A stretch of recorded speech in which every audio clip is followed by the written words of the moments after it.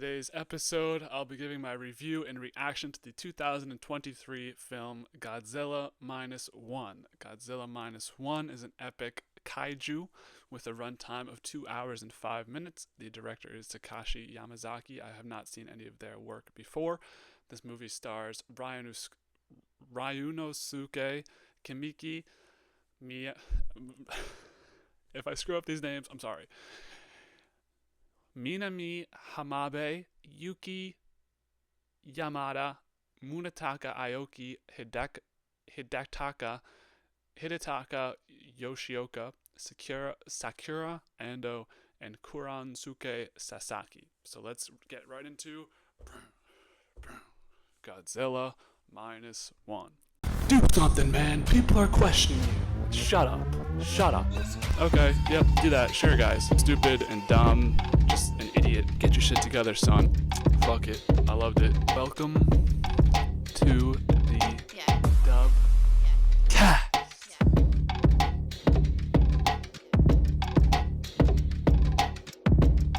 Just coming into Godzilla Minus One, I feel like I've seen a couple of these crazy movies with my dad, Godzilla, King Kong.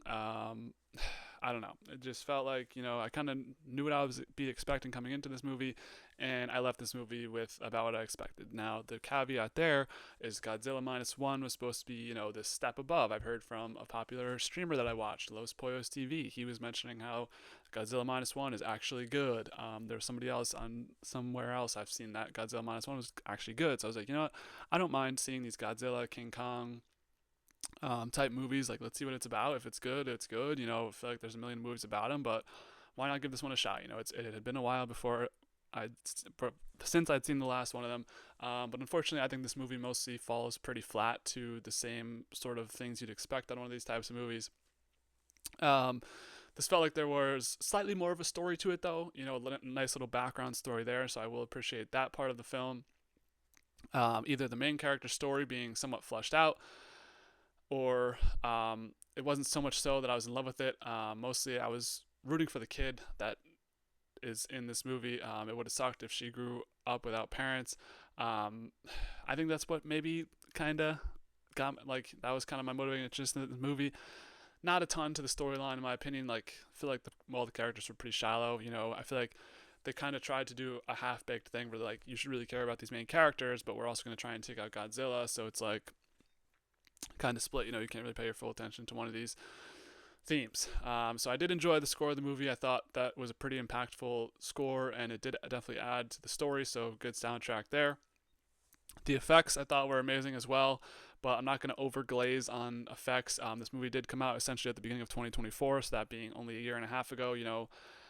I tend to believe that as time goes on, movies should have better effects. I think, it wasn't something that I was like, wasn't like Spider-Man Into the Spider-Verse or Spider-Man Across the Spider-Verse. I'm like, whoa, what they really do? Like, it was good effects, for an updated Godzilla movie.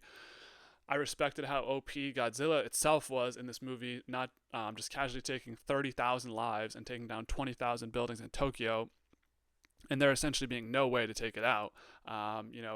There's this one specific plan that you have to do, and it's like involves a kamikaze. It's crazy shit. So yeah, I did respect how OP Godzilla was. Makes him feel like a real threat throughout this movie. I will say my biggest gripe with the movie that left me with sour grapes in my mouth, and I'm not going to be rating it as high as maybe some others were, was the ending of this movie. After watching this whole movie, I feel like the ending makes this movie pretty inconsequential. Most of the movie inconsequential throughout. The love interest, who we're supposed to believe is dead throughout most of the movie, is still alive, and was the main character's motivation for attempting the kamikaze in the first place. Not to mention, it's not even like he's getting a redemption kamikaze arc because he has an ejection button in his plane. I guess that's fine, but the engineer that made that was pissed off with him, and then all of a sudden just kind of threw that in there. Especially considering that group of engineers kind of called him a bitch for not shooting at Godzilla originally. So I thought that was kind of a random redemption arc there. This also coincides with the idea, like I mentioned before, of him not doing the kamikaze at the end, which I guess is fine, but I thought it would be cooler if he actually did sacrifice himself. Granted, I was rooting for the kid to have somebody, but I didn't think that, I mean, I don't want to be like, I always say the LeBron, Kobe's going to score 81 tonight, but I didn't really think the mother of the daughter was dead. Like I thought that there was a chance she was alive, so maybe the kamikaze thing would have been cool. Um, if he did die in sacrifice and then she's actually is alive, goes back and gets the kid, our father made the sacrifice killing Godzilla for us, that'd be great. But no, he hit the eject button. Also, it doesn't even matter because Godzilla is still alive at the end of this movie, and I thought that made this pretty stupid, as they're definitely going to set up a sequel soon, making this movie inconsequential also in the grand scheme of things, and in my opinion. And yeah, as I was doing research on this movie, I noticed that there is going to be a sequel at some point, so that really stinks. Um, because I thought this would be different, and it wasn't really that different in my opinion.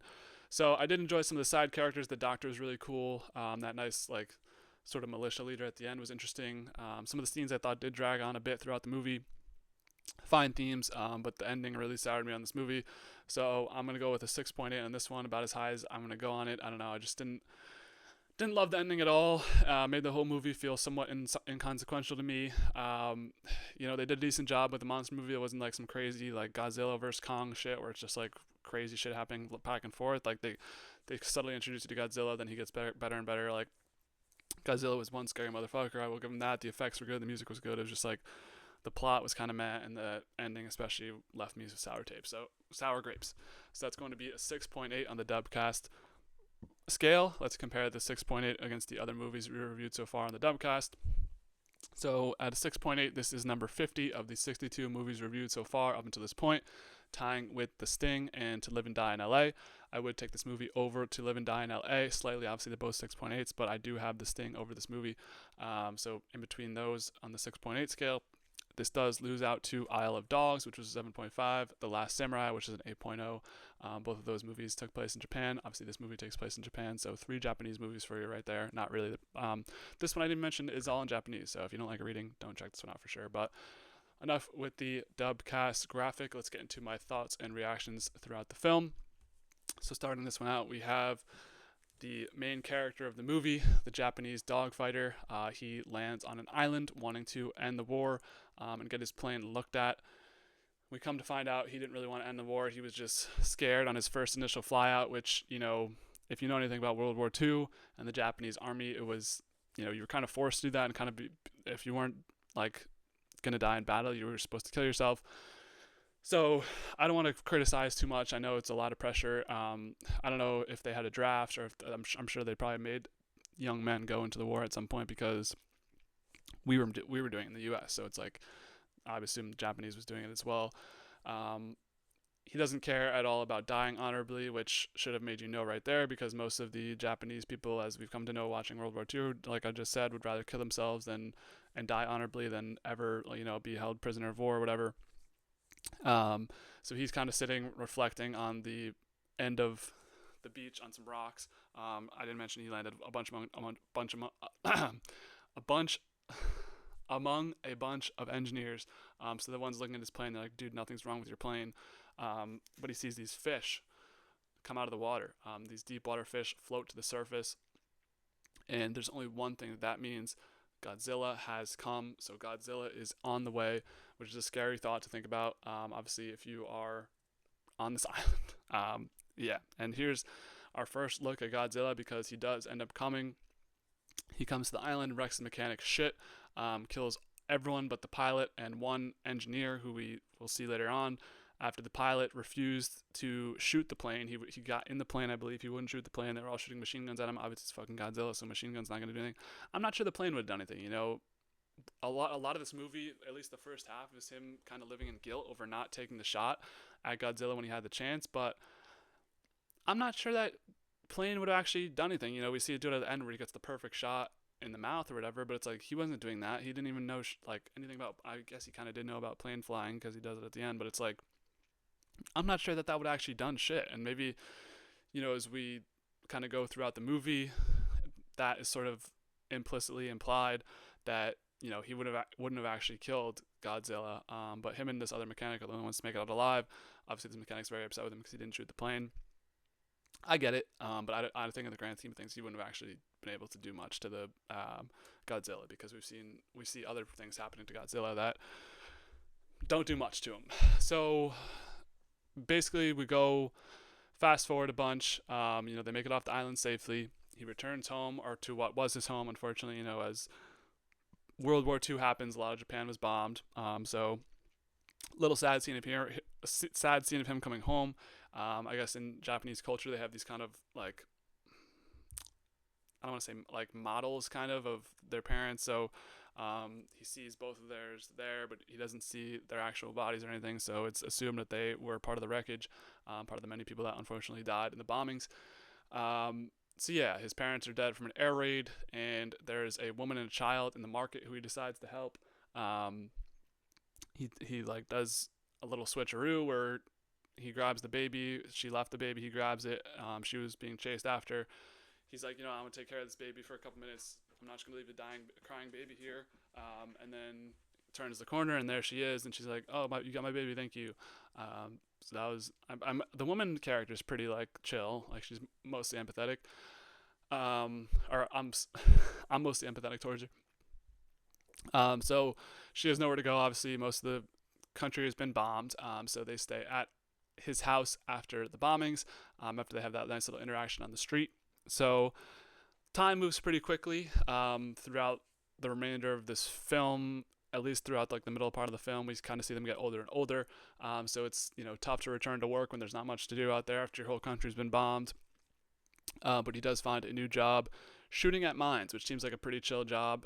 So the U.S. had laid a bunch of sea mines out on the Japanese coast during the war and just kind of left them there. They obviously didn't go back to pick them up. So this new job is he's with a crew, and they have two boats, and they kind of sweep the ocean for mines, and then they shoot them, get rid of them, so make sure nobody ever runs into the mines again. So that was interesting to watch, like the 2 or 3 mines they end up shooting there. So he is also, while he's making friends with his coworkers, they kind of come over. They're like, "So you have this baby and this girl. Like, when are you gonna get married? When are you guys gonna start a real family? Like, when are you gonna become official?"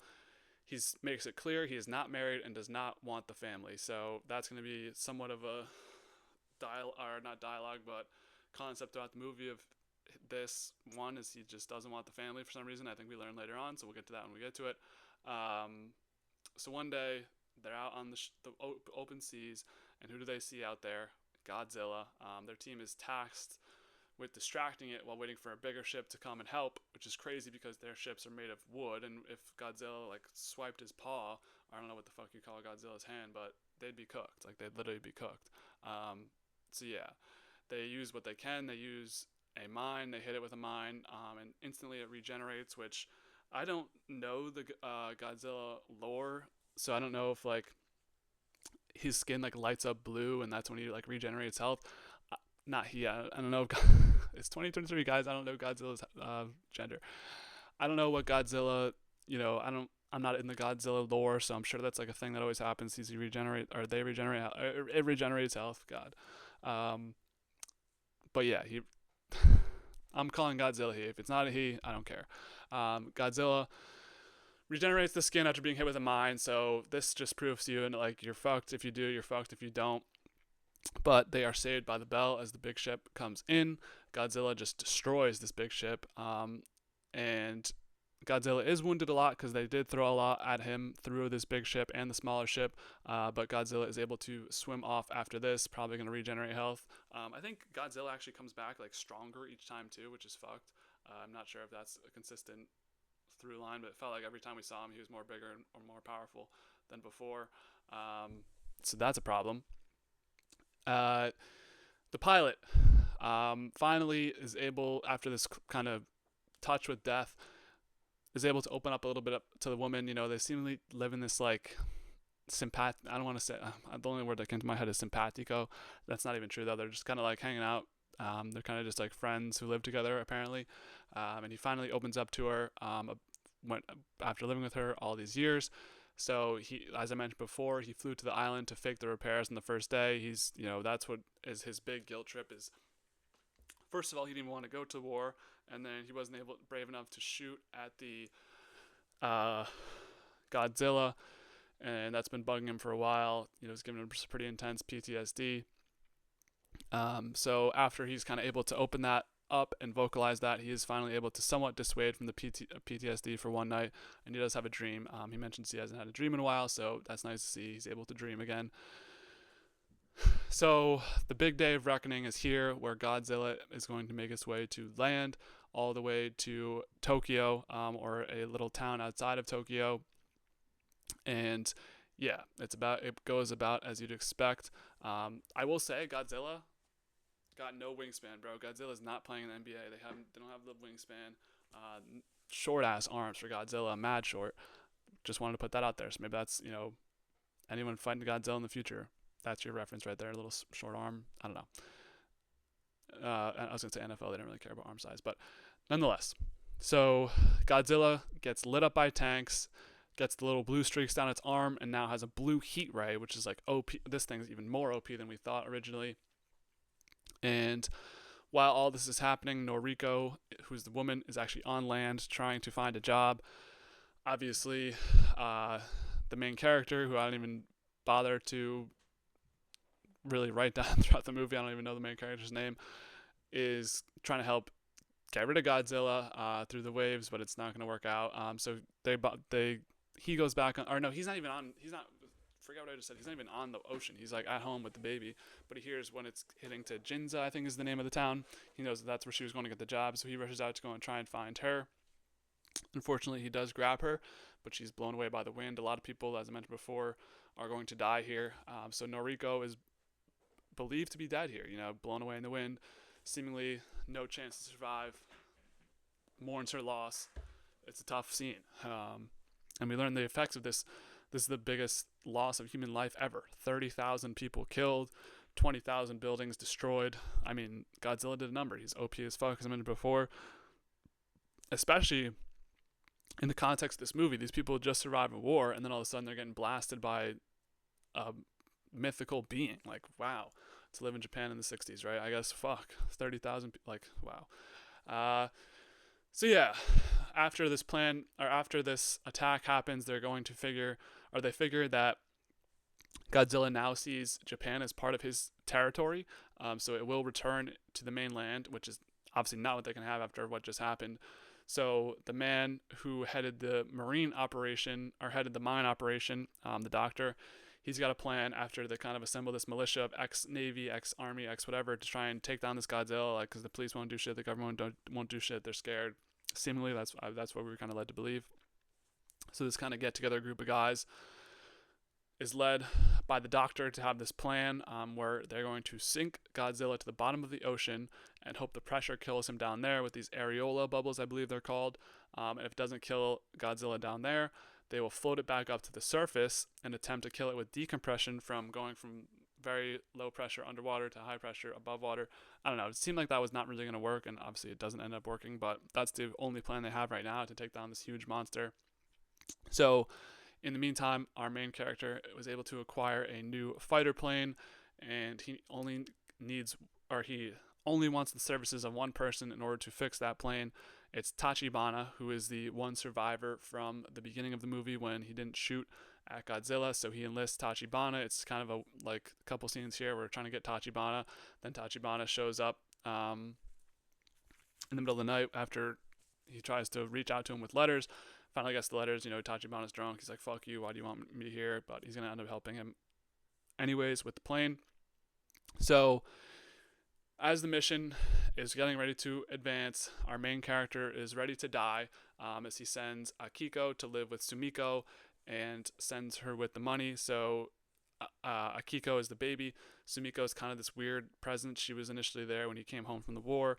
Kind of gave him a cold response because not a lot of Japanese soldiers were supposed to come back from the war, but seemingly she's warmed up to him a little bit, and she kind of likes the baby, so that's where he's going to send her with the money. Seemingly he's like, I ain't fucking coming back, I might die. And it seemed like that was kind of his arc throughout this movie. He's going to be like, I made a mistake and I'm not going to make that mistake again. I'll sacrifice for my country. But we don't get there. Anyways, the plan is enacted.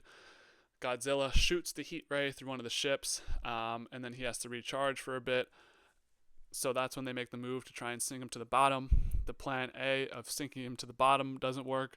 Plan B, of course, doesn't work either. You're trying to pull this thing's a mythical being. You're gonna have to do some crazy shit. It's not gonna be pulling him to the bottom and then pulling him to the top. That's not gonna friggin' work. So a fleet of ships pull up to attempt to save the day. It's kind of like the British pulling up in World War II with the random passenger ships, but it just wasn't going to work anyway.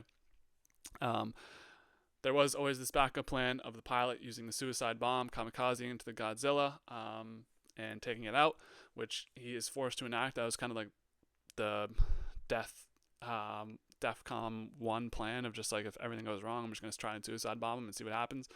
So he does successfully drive the plane into Godzilla's mouth, exploding Godzilla's head. And we're like, okay, the arc is complete. He sacrificed for his country. No. The engineer added in an ejection seat for him, and he used it, which I already explained in my overall review. I thought that was stupid. Kind of just sway from the themes. I feel like these last 15 minutes really just like, you watch this whole hour, 50 minutes, right? None of it matters. So that was really annoying. But anyways, he ejects. He's alive. So good for, at this time, he's been able to father that kid, But no, because she is still also alive. Numiko is still alive in the hospital, and she asks him if his war is finally over. A tattoo. This was the weird part of it. Is like, I think I've seen some of these movies where there's like a kid connected to the beast somehow, and while he's talking to her, like a tattoo grows on her neck of some sorts while he embraces her. I'm sure that'll be touched on in the sequel that I'm not going to be watching. But yeah, so that was weird. Maybe she's connected to Godzilla somehow, but his war is over. Like, Godzilla's defeated. He got his revenge on Godzilla for what happened to him initially at the beginning of the movie. He gets to live with a happy family, or so we think, because we cut to the ocean, and Godzilla, a piece of flesh, are pumping out. Seemingly he's going to regenerate and come back for Godzilla 2. So yeah, really, that's like, we were doing so well. We almost got to the finish line of like a one-off nice Godzilla story, but God forbid we have a fucking one-off story. It's always got to be sequels, because fucking original idea, whatever. So yeah, that's Godzilla Minus One.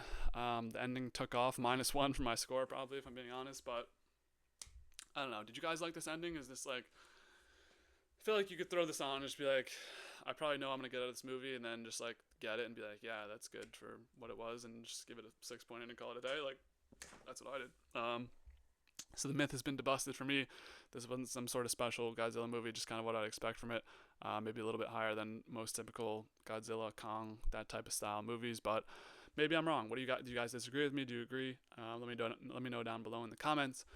Future of the DubCast is uncertain this time. I'm not quitting, but I just don't know what videos will be coming next. As I'm filming this one super far in advance, this one will be coming out pretty late, or like about a week later after I'm filming it. So hope you guys enjoyed the review. If you did, make sure to subscribe, like, comment, dislike, disagree with me, agree with me in the chat. What'd you think about Godzilla Minus One? 2020, it's kind of hard to find.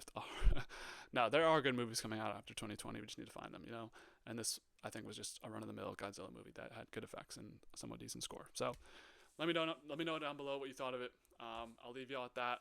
And as always, be easy, y'all.